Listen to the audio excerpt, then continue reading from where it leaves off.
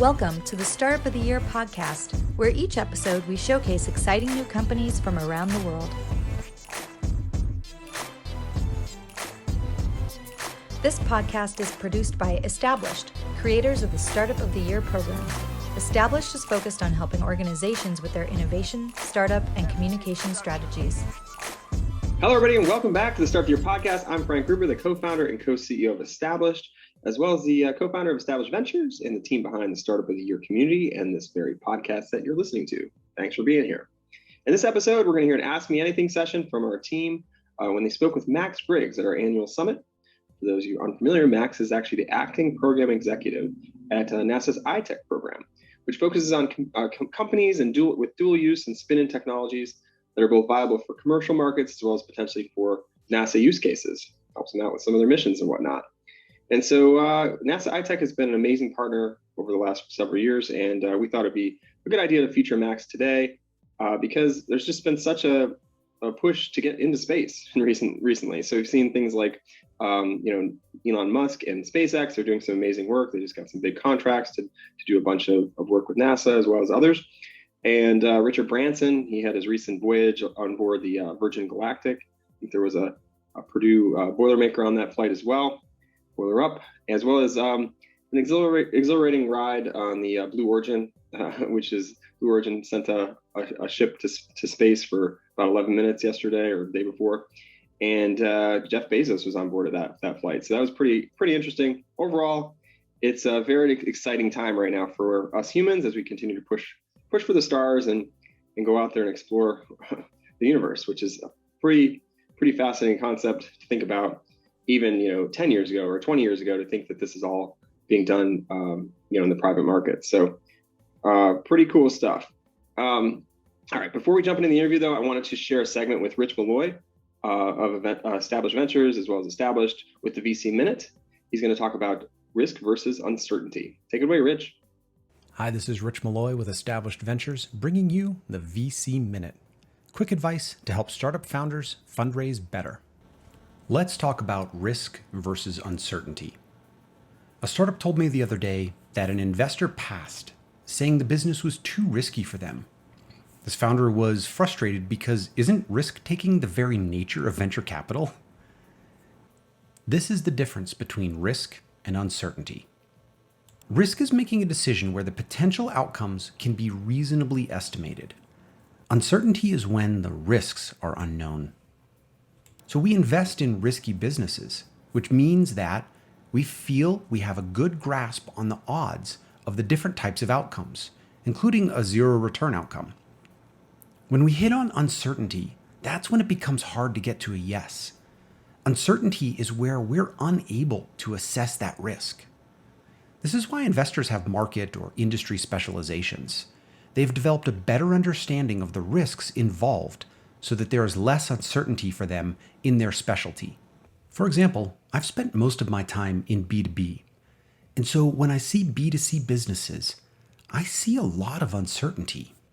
Whereas a Lightspeed or Lara Hippo will have far less uncertainty because they have extensive direct-to-consumer experience.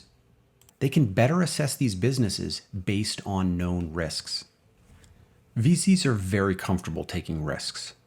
But if they cannot assess the risks, then they are in the realm of uncertain, and they're going to pass. As a founder fundraising, dig in on areas of uncertainty with potential investors. This risk versus uncertainty is my mental model, and other investors probably don't think about it like this, but ask investors directly, what are they most uncertain about with your business? Or ask them what they think is the most risky part. Try both. That's all for the VC Minute. Back to you, Frank. Thanks, Rich. I'm sure our listeners will find that information helpful, as always. And for those of you unfamiliar, our mission at Startup of the Year with our community is to help startup founders along the startup journey. And that can come in a number of different forms and different ways. We've got some of our programs and resources that help educate and build new relationships and lasting relationships with different people. Things like our office hours and our growing Slack community, as well as our different various boot camps and events. And there's also our awards. Every year we do our Startup of the Year awards, and we name a Startup of the Year. And it's that time of the year again, where we're actually calling out right now for any startups that are interested in being part of that program. and having a shot at being named Startup of the Year. I invite you all the startup founders out there that are listening to join our growing startup community and partake in our 2021 Startup of the Year Awards. The application is now open. So if you have a startup that's raised less than $5 million in funding, have a functional prototype, and want to be named, want the opportunity to connect with a bunch of different people at our annual summit, but also get the opportunity to be named Startup of the Year, you should apply today and become a part of this amazing and growing community of founders. You can apply very simply by going to soty.link/apply, soty.link/apply. The top 100 startups that apply this year, we get thousands of startups that apply. We'll take them all into our annual summit, which will come up at the end of the year. There'll be an opportunity to showcase, potential, like I mentioned earlier, potential opportunity to win the title of Startup of the Year, but also to connect. We do a number, like over the past, our last in-person summit, we did over 500 in-person office hour meetings, which is within a day, which is pretty amazing. And it's a lot of fun as well. We'll be going to a new location this year, and it'll be a lot of fun, I promise. Next, I also wanted to shine a light on one of our partners, as well as a company we invested in recently that came through the program last year. And that company is Finmark.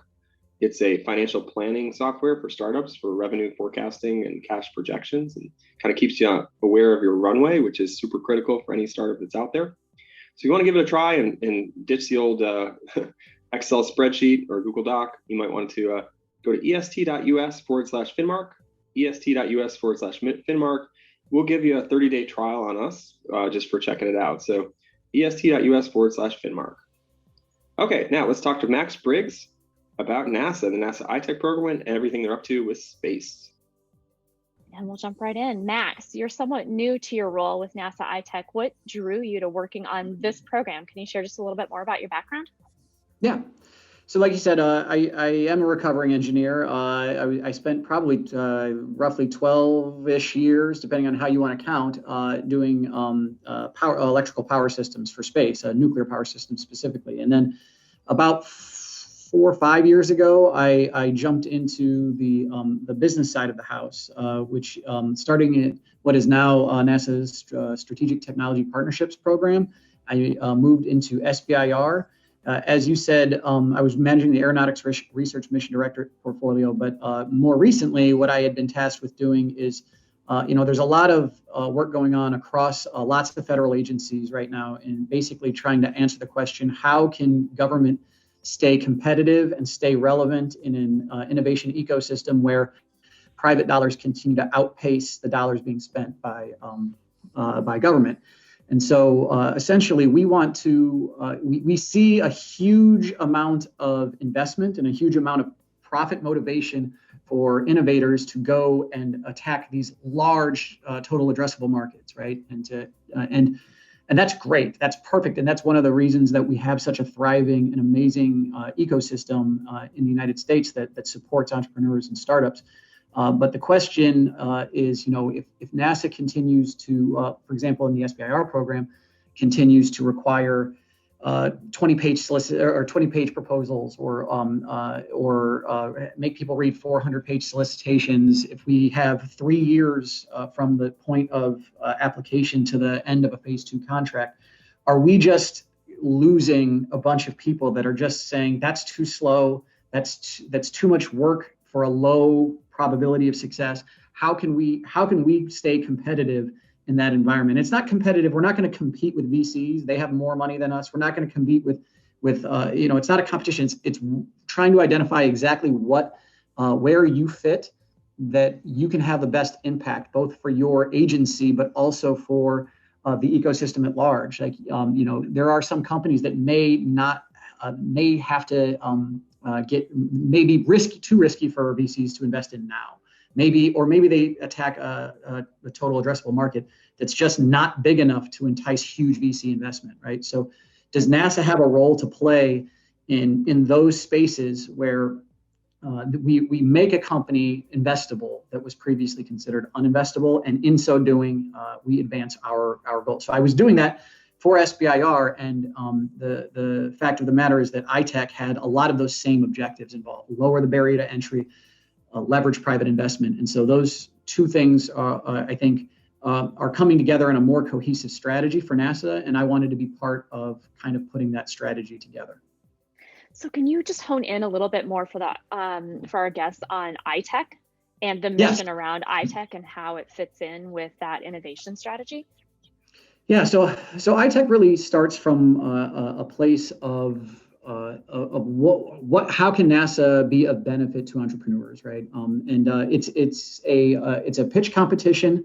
Unlike SBIR, it doesn't have an award budget for it. So the winners of the iTech program aren't given a $750,000 phase 2 SBIR. What that program is doing is allowing it, by not having an award associated with it, there's a lot more flexibility in terms of who can apply, how quickly you can get in, you can give us a 5-page proposal and that's what you're evaluated on. We can evaluate almost, I don't want to say almost completely, but we can have commercialization be a huge part of the scoring factor, right? So is this company going to survive long enough for us to spin their technology in? That's a huge question for us. And iTech allows us to have an influx of companies that are commercially viable and commercially sustainable. And the kind of what happens then is we try to bring together kind of really good network melding of the minds kind of thing, where we bring in center chief technologists from various centers that are there to try to evaluate the technology, but also the NASA impact. How viable is NASA as a customer of this technology? Early stage customer? Is it going to have to boil a little bit and mature a little bit, and then we on-ramp it later? Kind of create a NASA strategy for onboarding something, but also it's not just NASA. A lot of what iTech offers is a forum for venture capitalists, investors of all kinds to come in. And not just, to certainly evaluate a company in terms of whether or not they would personally want to invest, but also to try to make connections and say, hey, my organization doesn't invest, but I know somebody who does, and they would be very interested if you first made this connection, which I can make for you. If trying to get early customers, identify plausible pivots, things like that. And so it's much more personal, I would say, than a lot of government contracting is. There's, you're face to face. Now we're obviously doing everything virtual, but it's still a lot of interpersonal interaction, and it's a lot of Q&A. It's a lot of dialogue. Well, pursuing the government market is a huge personal passion for me when it comes to startups and how we develop that. And so my brain just went in 5 different directions hearing you talk about this. So is it accurate to look at NASA iTech as an entry point for startups into working with NASA? I would say that there's 2 or 3 different kinds of companies that usually apply to iTech. I would say that a lot of them are. If you're sitting there and you're saying, hey, look, I don't want to do a 20-page SBIR proposal because I don't know if I have a customer over there. I don't know if they're going to be interested in it. iTech gives you a very low barrier of entry option to talk to a chief technologist. Most people that win a SBIR award don't get to talk to a board of chief technologists, right? So you get access to people that you wouldn't usually get access to, and you can really start to vet, is it worth it for me to go ahead and pursue other, government contracts in terms of SBIRs and things like that? So like customer discovery on steroids. Yes, yeah, exactly. So you guys can go. So for some companies, it's your first foot in the door to NASA. iTech can be, but that's not all iTech does. iTech has a lot of companies that come to it, and I would say that are not at all interested in SBIR as like the next step. Like a lot of companies would be are basically saying one of 2 things. They're either saying, I want to come. I want to be able to prove to people that my technology is good and relevant to NASA, so that I can go to a VC who's going to offer me $10 million over 2 years instead of $800,000 over 3 years, right? So some people are basically using iTech as validation of their technology and their approach and their potential NASA customer line in order to try to leverage that in terms of investment. And then also, some of those people are basically trying to get straight into programs of record to say, I don't want to mess around with early stage. I'm actually a little more advanced than that. What I want to do is I want to make the connection that's going to turn into a customer relationship. And so some people use it as an on-ramp to, or as a relationship building effort for stakeholders within NASA. I would love to just take a chance to dive more into, because you're a resident expert on SBIR, there's probably quite a few people in our audience who aren't familiar with that. Our team at Established knows a lot about it because we've been working with that program with the Air Force really in depth, and also with NASA. So the SBIR program is a program of the SBAs. It focused specifically on the small business or startup community. They're all US-based companies. It's 51% US owned, right? What else should we know about the SBIR program and how that works? So for whatever reason, NASA calls it SBIR. We never refer to it as SBIR, but all other government organizations call it SBIR. So I'm not going to be able to beat that out of me right now. So, all good. But SBIR is a company, or is a program that has it's a phased program. Phase ones typically, it varies by agency, but most of them are about 125K over 6 months. And phase two, if you get it, it would be a 750K over 2 years. That's the typical framework for it. And that is all non-dilutive funding, and which is really nice for companies that are on that kind of timeline where 750K over 2 years to get a prototype, to burn down risk in order to go into an investment phase where the technical risk is done. It's a really good fit. Now, the point where we lose some of the commercialization focused companies is there are several companies who will look at what NASA is asking for and say, okay, now that I see what you're asking for, I will change my entire plan. I will deviate it to go give NASA what they need. And that's fine. We need companies that do that. But sometimes commercialization focused companies can say, well, hey, that's a pivot I'm not willing to make, right? And so sometimes when you're seeking SBIR dollars, if you're applying to an organization that has a highly prescriptive solicitation, sometimes you have to think about, hey, how much do I have to deviate my current technology in order to satisfy the NASA need or the DoD need versus this commercial need? Sometimes it's directly in line and it's not a problem and it's great. Sometimes you have to actually think about it and say, hey, look, if I'm going to put 2 years worth of effort into it, am I going to be going off course for 2 years, or is that actually going to really develop my technology in a way that's going to make me more commercially viable in 2 years? And I will say, from NASA's perspective, we are definitely looking at models. I said that I was looking at ways to lower the barrier to entry, speed up the pace. NASA has not implemented anything like that yet. Like we don't have the quick, fast, AFWERX style, boom, boom, boom, thing. But we are considering those models as options. And so, I want to encourage everybody that, not all SBIR is kind of stereotypical SBIR. There can and will be changes, but even the program as it is a great source of non-dilutive funding for your company, and it's a great source of potential future customers, early adopters of your technology, and it's a great way to be involved in something that's going to be really cool. I mean, NASA does some of the most challenging technical things that you can possibly imagine, and so. Being able to have a viable technology that goes to Europa to explore moons of Jupiter. I mean, it's an incredible thing to be able to have accomplished, and to be able to market, quite honestly. Yeah, I want to make sure we get some of these audience questions in, and one of them really is about that moonshot. And yours is one of the few agencies where that's literal. What are you looking for? What kind of technology is it? Is it tech like satellites and rockets is a question, or is it companies? What kind of companies are you looking at? So I would say that for what the NASA technology, the general, and that's NASA needs lots and lots of technologies, right? I would argue that rockets it's going to be very hard for a small business to displace rockets, like at full scale system level propulsion, multi-stage. I mean, SpaceX did it. I mean, it's not impossible, but it can be tough. But we solicit a ton of incredible stuff. I mean, high temperature materials, advanced materials. High power density batteries. I always try to stress that the first A in NASA is aeronautics, right? Sometimes people try to have a technology that's really viable for, let's say, high power density batteries that for drones, and they say, oh, you could use this in space. And I say, well, that's great that we can use it in space, but we can also, like, we are also tasked with advancing, commercial aviation markets, including drone markets. That's part of what we do at NASA. So there's no need to try to weasel everything into a space application in order to make it relevant to NASA. If you're relevant to advanced vehicles for urban air mobility or advanced air mobility or unmanned aerial aircraft or aerial systems, that is completely NASA relevant.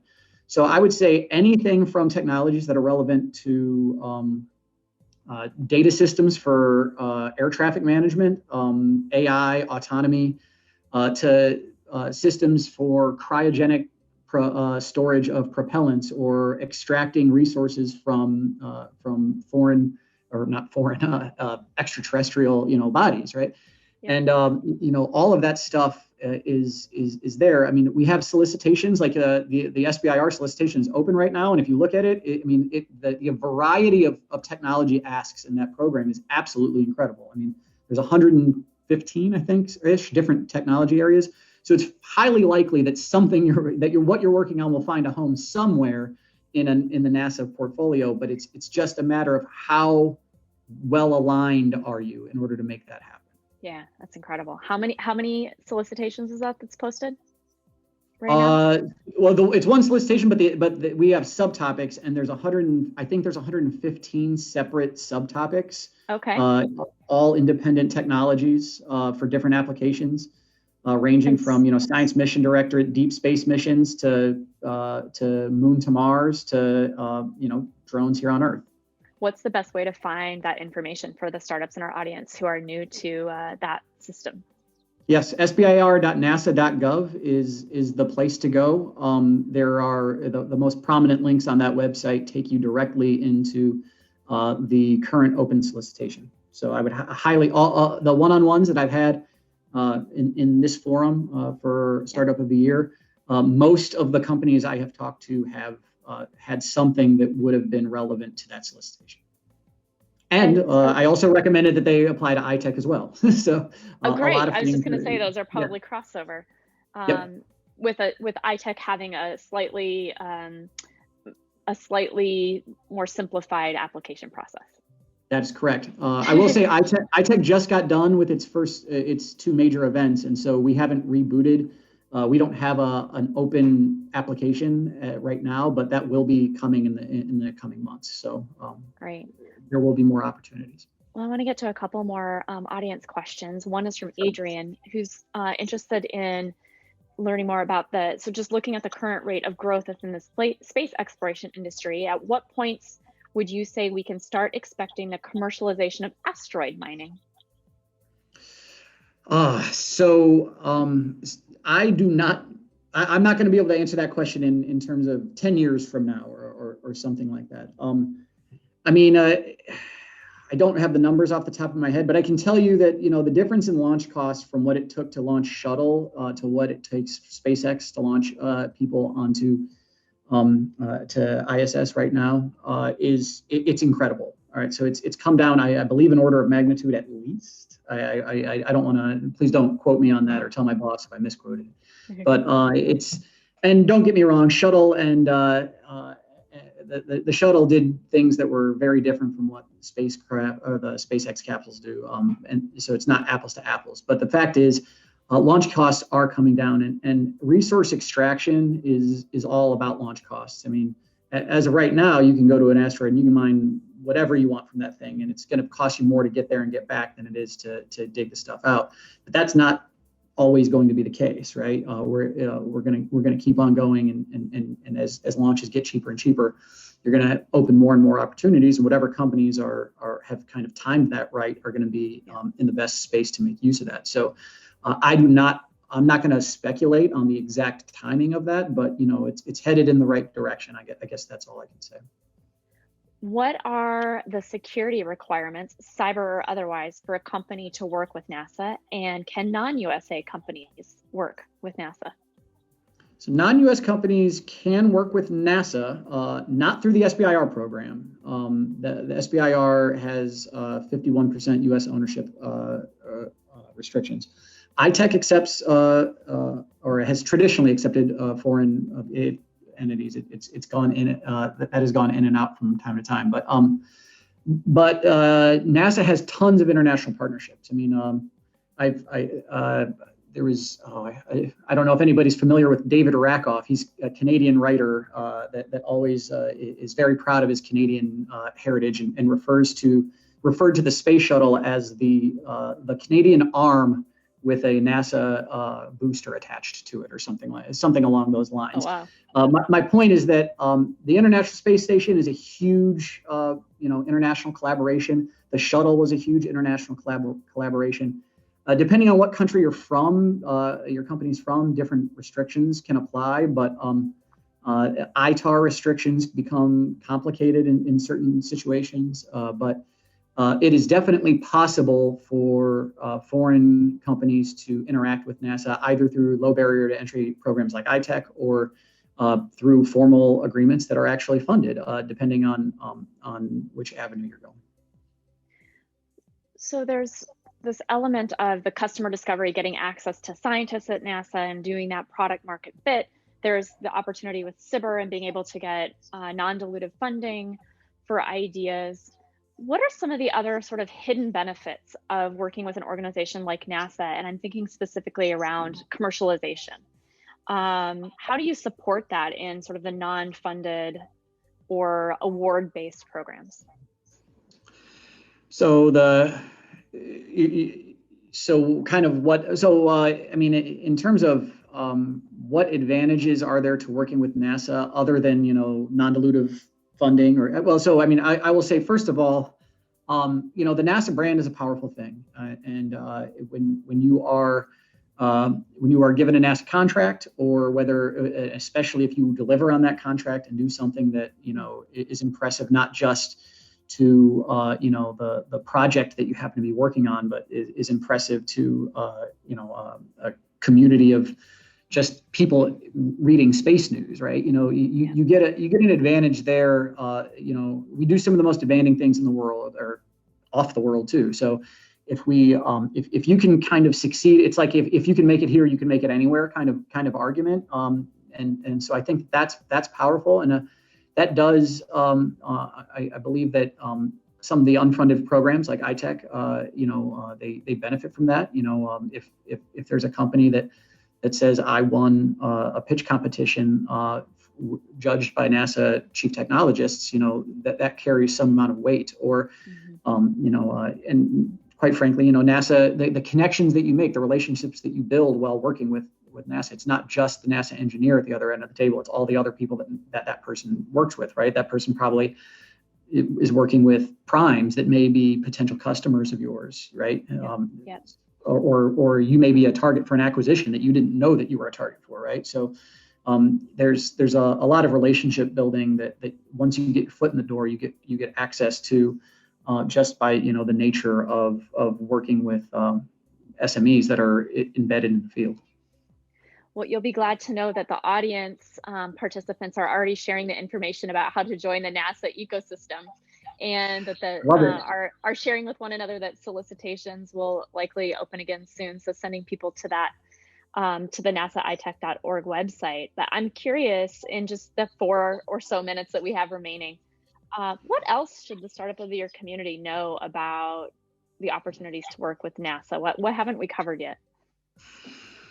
Well, I'll give you one SBIR related thing is if you win an SBIR with any governmental organization, that SBIR, you have phase 3 rights with any other governmental organization. So if you got awarded a phase 1 SBIR through AFWorks, who's giving away a lot of them now, and you think it's NASA relevant, you can come to us and say, hey, look, do you think you can use this? And we can, and phase 3 SBIRs are non-competed contracts, and which offer the government and the provider a lot of advantages. So I guess one of my, and it goes the other way around too. So one of my kind of secret benefits that not a lot of people know about working with NASA or working with the government period is the transferability of a lot of the technology. So don't artificially constrict your potential customer base. What advice would you give to startups who are really interested in breaking into the government market, whether of course, from you specific to NASA, but it seems like you have a pretty broad purview into what it might be like with other agencies as well. And I think, particularly as we debunk that idea that if you're a health tech company, that working with NASA isn't for you, what advice do you have? Yeah, well, I mean, so I guess one piece of advice I would have is exactly what you just said there is you don't, a lot of governmental organizations need an array of technologies that go well beyond what you think that they do traditionally, right? You might not think that you might be a biotech company and you say, well, why does the Air Force need my health monitoring? Well, health monitoring of their pilots or naval people in Navy, ships that are off for long. I mean, it's a huge market. You may not be aware that, and I mean, health monitoring of astronauts is a big deal for NASA. There's a ton of, we're not all rockets, right? We have a huge array of technologies that we need, and spinning in technologies that are commercially relevant is a big part of what we need to do in order to stay on the cutting edge. I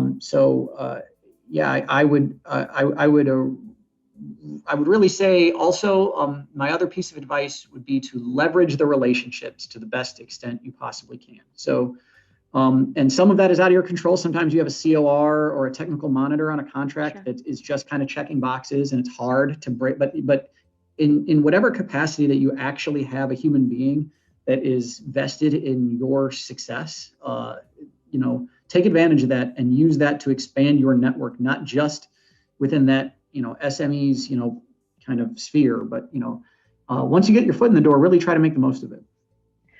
Well, we have just 1 minute left. How can the audience find you or become part of NASA's iTech ecosystem? Like I said, they're already giving away their hints, tips, and tricks over in our chat, but straight from you.